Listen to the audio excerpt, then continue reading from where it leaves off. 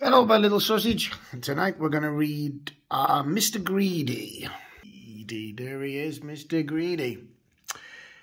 Mr. Greedy likes to eat. In fact, Mr. Greedy loved to eat, and the more he ate, the fatter he became. And the trouble was, the fatter he became, the more hungry he became. And the more hungry he became, the more he ate. The more he ate, the fatter he became. And so on.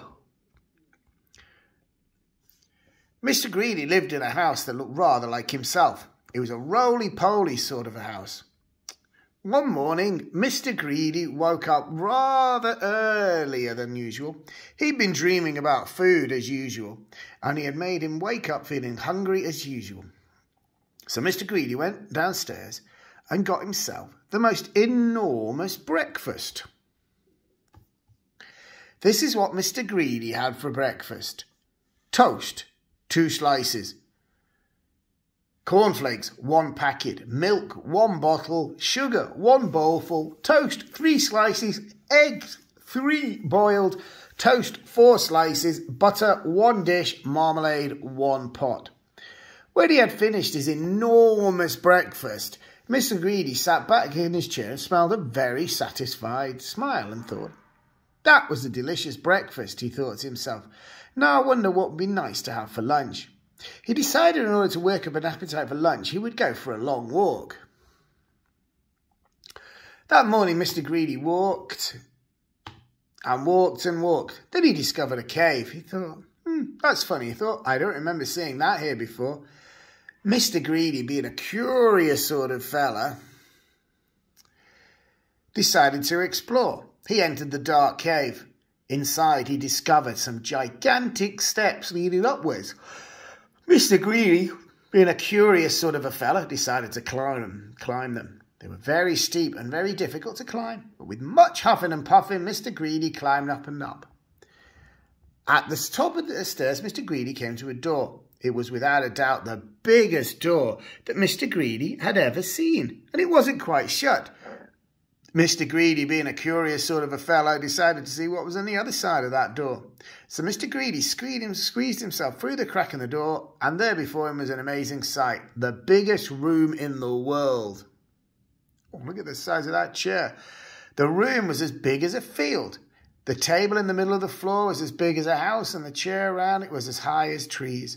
Mr. Greedy felt very small. Then he sniffed. Coming from somewhere on top of that gigantic table was the most delicious foody smell that Mr. Greedy had ever smelled.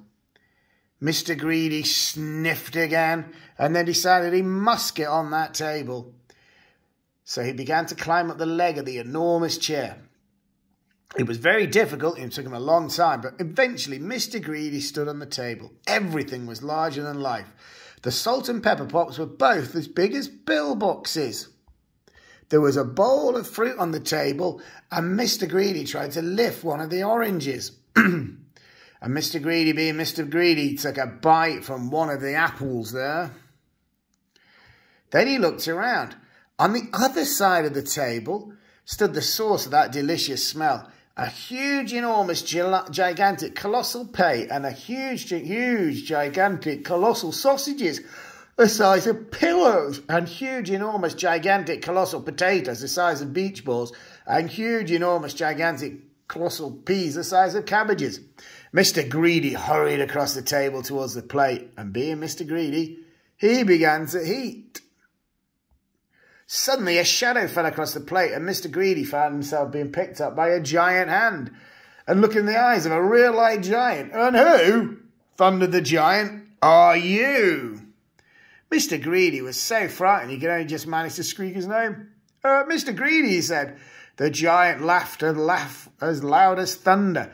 "Greedy by name and greedy by nature." He bellowed, "Well, I think, Mr. Greedy, you need to be taught a lesson." Oh, what a lesson it was. The giant made Mr. Greedy eat everything up on that huge, enormous plate. When he had finished, Mr. Greedy felt very ill, indeed, as if he would burst at any minute. "Now," said the giant, in a much quieter voice, "do you promise never to be greedy again?" "Oh, yes," moaned Mr. Greedy. "I promise." "Well, very well," said the giant, "and I'll let you go. Mr. Greedy climbed down from the table and went out through the door, feeling very fat and extremely miserable. And you know, from this day, Mr. Greedy has kept his promise. You know something else as well? Mr. Greedy doesn't look like he used to anymore. He now looks like this, which I think suits him a lot better, don't you?